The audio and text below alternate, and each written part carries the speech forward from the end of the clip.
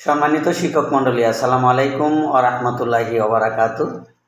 টেকফরিট YouTube চ্যানেলের আরও একটি নতুন ভিডিওতে আপনাদের সাদর আমন্ত্রণ। আমার আজকের এই ভিডিও টিউটোরিয়ালটিতে আপনাদের জন্য রয়েছে ইএফটিতে তৃতীয় ধাপে যাদের মেসেজ আসবে, অর্থাৎ ইএফটিতে নামের বানান ভুলের কারণে শিক্ষা প্রতিষ্ঠান প্রধানদের ড্যাশবোর্ডে প্রবেশের অ্যাক্সেস ওপেন করে দেওয়া হবে।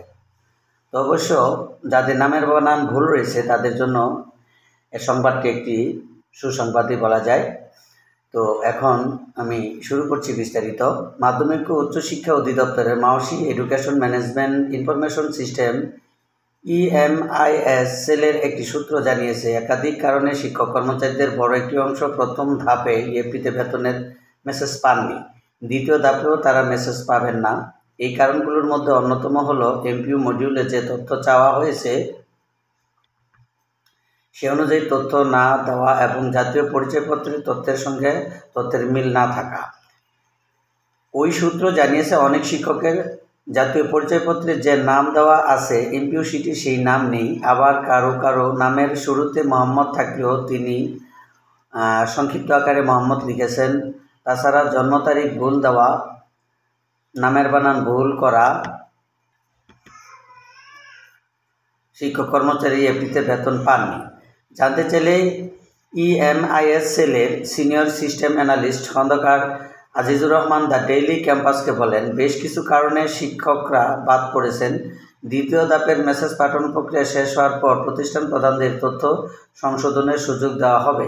এছাড়া কী কারণে শিক্ষকদের বেতনের মেসেজ পাননি সেটিও জানিয়ে দেওয়া হবে। শিক্ষকদের করণীয়, EMIS সেলে জানিয়েছে যে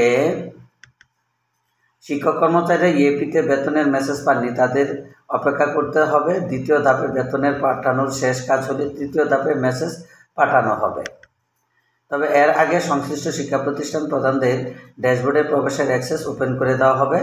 নাম প্রকাশে অনিচ্ছুক একজন কর্মকর্তা দ্য ডেইলি স্টারকে বলেন, প্রথম ধাপে যারা ইএফটিতে বেতনের মেসেজ পাননি এবং দ্বিতীয় ধাপে যারা মেসেজ পাবেন না তাদের আপাতত অপেক্ষা ছাড়া কিছু করার নেই।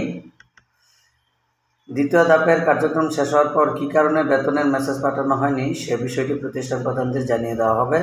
ওই কর্মকর্তা আরও জানান, শিক্ষা প্রতিষ্ঠান প্রধানরা বেতন না পাওয়া শিক্ষক কর্মচারীদের ভুল হওয়া তথ্যগুলো সংশোধন করে দেবেন, এরপর পুনরায় তথ্য পাঠাবেন। পরবর্তীতে সেই তথ্যগুলো যাচাই বাছাই শেষে বাদ পড়া শিক্ষক কর্মচারীদের তৃতীয় ধাপে ইএফটিতে বেতনের মেসেজ পাঠানো হবে।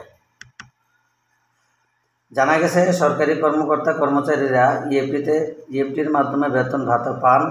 তবে বেসরকারি শিক্ষা প্রতিষ্ঠানে কর্মরত এমপিভুক্ত শিক্ষক কর্মচারীদের বেতন ভাতা সরকারি কোষাগার থেকে ছাড় হলেও তা রাষ্ট্রায়ত্ত 8টি ব্যাংকের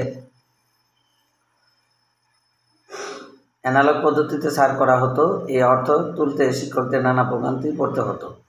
তো এই ছিল আজকের গুরুত্বপূর্ণ এবং সর্বশেষ আপডেট নিউজটি। আশা করি ভিডিওটি আপনাদের ভালো লেগেছে। তো জাতীয় ভিডিও পেতে অবশ্যই টেকফরিট ইউটিউব চ্যানেলের পাশেই থাকবেন এবং চ্যানেলটি সাবস্ক্রাইব করে রাখবেন। তো আজকের মতো ভিডিওটি এখানে রাখছি। আল্লাহ হাফেজ।